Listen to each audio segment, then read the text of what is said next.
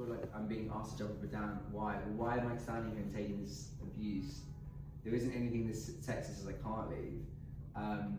I think it's a far more interesting thing that emotionally I don't want to leave.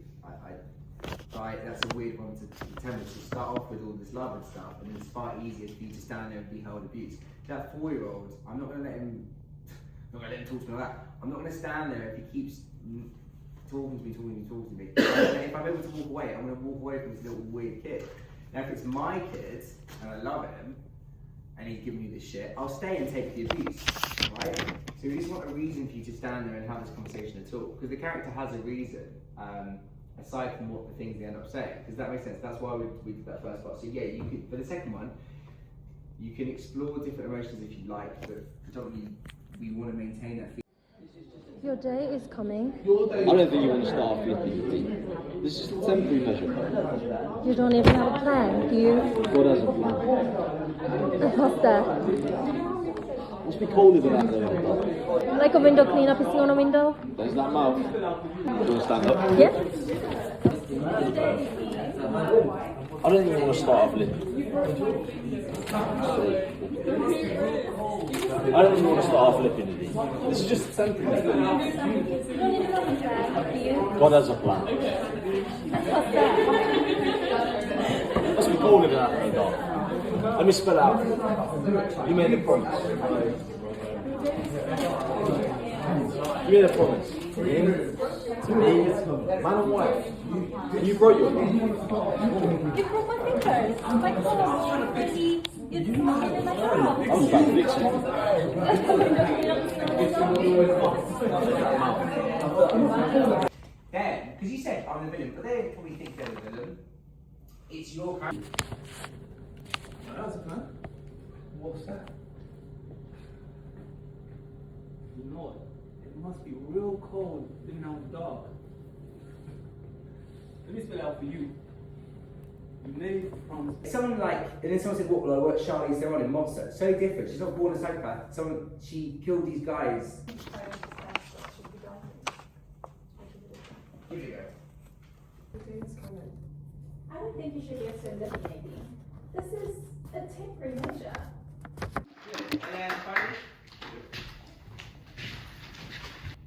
Your day is coming. I don't think you want to start flipping. This is a temporary measure. You don't even have a plan, do you? God has a plan. And what's that? Must be cold living out there in the dark. Let me spell it out for you. You made a promise to him, to me. Really good. So we're going to do it one last time, right? So now, because I only put more pressure on because you've had the benefit of watching everyone else, right? So actually, if you think about it, I know because we had the benefit of seeing the whole conversation, but just the first time viewer, you didn't know the context, as you know, the concentration maybe wouldn't. Roy, your character, bit of a dick. She hasn't said you did anything wrong. You're just having a bit of a victim. Goes, yeah, you broke your vow. So I might immediately be like, oh fuck. So you should feel more sorry for yourself. You're a bit too like nice. You're a bit like kind of general. Probably how you are as a guy. And also, she didn't cheat. She ran away and like got away from you because you were like gonna kill her. But he doesn't care. He's like, well, you know, you're my property or whatever. Like that's the way he sees it. But actually, you can play on that like you proper be like some fucking kid, you know, emotionally in your room, like feeling really sorry for yourself, like you really feel hard done by. It makes you look so much more pathetic. But then when you look at me, like, yeah, I was trying. We realise, God, this is such a this is a genuine person who just doesn't think what they're doing is fucked. And I can relate. You know, you relate to someone who feels really like the victim feels really, they feel so really feel like hard done by. Because the script kind of does lend itself to that, and then there is a lovely twist where it's like how can you watch this man-child sitting there? You made a vow to me, or him, I don't know, doing something, rolling a fucking cigarette, or fucking like doing his art that will never work, like doing his spray paint, or doing some sort of stupid hobby, like I don't know, some sort of man-child thing. And also, someone who just really is like being very selfish, or maybe just gaming or whatever. Because I would get that. I'm like, God, yeah, this poor guy. All he did was love you and you fucking betrayed him. And it's like, yeah, you fucking beat me half to death. Then that's such a good use of the text. For the you've enriched the text so much as a customer to the way you've subverted everyone's expectations. Because I really was starting to feel for you, man. Like this poor guy, man. He's only would love you. And without adding any more runtime to my story, you've deepened there's a twist. The twist is, fuck, he actually is the villain. We've got the same text as everyone else, but that's a really specific, unique story now, because of the way you've kind of framed it. Does that make sense? These are all the possibilities. So now we have the emotion, we can just build up to it. So let's go from the top. That guy will never understand. He really believes that you're the villain. And that's why I had to beat the fuck out of you. And he really still thinks you're the villain. But yet you love him, because you're just sick. Let's go from the top. I sit on the floor and be building Lego. Yeah? Yeah. You're like really doing it, like it's like your passion. Okay. Your day is coming. I don't even want to start flipping the thing. It's just a temporary measure. You don't even have a plan, do you? God has a plan. And what's that? Must be cold living out there in the dark. Let me explain it for you. You made a promise. To him, to me, man and wife. And you broke her vow. You broke my fingers, my collarbone, 3 leaves. You dislocated my jaw. I was trying to help you. Fix you. Like a window cleaner to sing on a window. There's that now. Nice, good, right, nice. Get it? When you then say, God has a plan, it really changes it. It's not some guy going, God has a plan, right? You interpret it in the way I told you to do it, but let's say you interpret it this way. God has a plan. I really feel more sorry for you because I'm like, God, this character doesn't have the words to be able to defend himself adequately. He has to kind of throw around things like, whoa, God.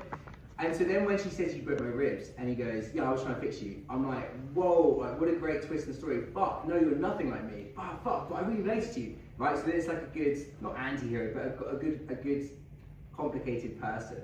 And you can just sit there watching him, and it must, maybe even in a moment, it might even compel you to feel sorry for him because he looks so pathetic, the character. And maybe you even think, God, like, am I the bad guy? Again, this is so independent of the text. The text doesn't give you any of that. That's all your hard work. So that was a really good job, guys. Thanks for playing along. Well, good job.